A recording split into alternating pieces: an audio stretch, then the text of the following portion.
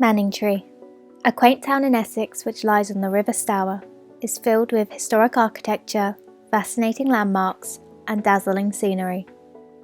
But it hasn't always been such a pleasant place to live, especially as a woman. Manningtree has a dark history with links to the witch hunter general Matthew Hopkins, and is the very place in which his reign of terror began.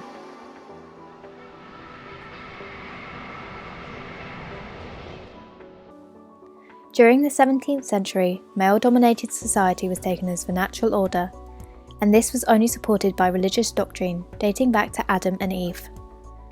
The witch hunters said women had a more credulous nature, apt to be misled, commonly impatient and being displeased, more malicious and so more apt to revenge according to their power, and thereby more fit instruments for the devil. Laws during this period define acts of witchcraft to be punishable. However, it's never described what an act of witchcraft is. Although there was no true definition of what a witch was supposed to be, a disturbing pattern emerges in which widowed women, spinsters, and mothers of illegitimate children find themselves accused of witchcraft. Proof of being a witch could be a third nipple, an unusual scar or birthmark, a boil, a growth, or even owning a cat or other pets, which people described as witches' familiars, evil spirits, or imps.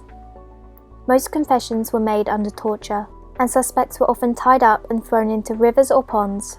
Floating was proof of guilt, and after a show trial, the victims were hanged. In 1645, John Rivet, a tailor from Manningtree, suspected a local woman to be a witch after his wife fell sick at Christmas. He thought the sickness, which consisted of violent fits and lameness, to be unnatural. He took his concerns to a cunning woman in Hadley, who claimed his wife had been cursed by two women that were his near neighbours. He concluded that Elizabeth Clarke, who lived up the hill, was the cause of his wife's illness. Rivet brought this information to local justices, hoping to further incriminate Clarke. Consulting with cunning people was considered an act of witchcraft in itself, and thus it is to be expected that Rivet would be accused of witchcraft. However, his crimes were overlooked, and it was Clarke that was ordered to be restrained and watched. According to Hopkins, a group of women were offering sacrifices to the devil, and he even heard one of these women speaking to her imps. In Manningtree, the Red Lion sits at the top of South Street, and it was from here that Hopkins reputedly dragged his elderly crippled neighbour Elizabeth Clarke, accusing her to be a drunken sot and a nourisher of animals, although at this time the only evidence against her were the pets that she was in possession of. On March 21, 1645, Clarke was watched, using a form of torture that became the hallmark of Hopkins and his accomplice Stern. The method involved appointing 4 watchers, 2 male and 2 female. The accused would be stripped naked and placed on a stool or table in the middle of a room. If they did not comply, they were bound with cords. The next step was to keep them without meat or sleep for 24 hours. Clarke was examined by women who claimed to have known the devil's mark for many years. They claimed to have found 3 teats about her. Once the search was over, they kept her from sleep, not for 24 hours, but for 3 days and nights. On the 4th day, Stern and Hopkins arrive. After some time, Clarke claims for the past 6 years she has laid with the devil. She went on to call out to her imps, asking them to appear, of which 5 apparently did for a brief time. Amongst others, Elizabeth Clarke then implicates Anne West, calling her Old Bedlam, claiming she has 2 imps, and also stating that she was party to the devil killing some of the Edwards family hogs. These accusations continue for most of the night. By this time, Clarke has not slept and probably hasn't eaten for 4 days and 4 nights. Effects of sleep deprivation include trouble thinking clearly, as well as lapses in memory. This means that it's entirely likely that Elizabeth Clarke had no idea what she was saying.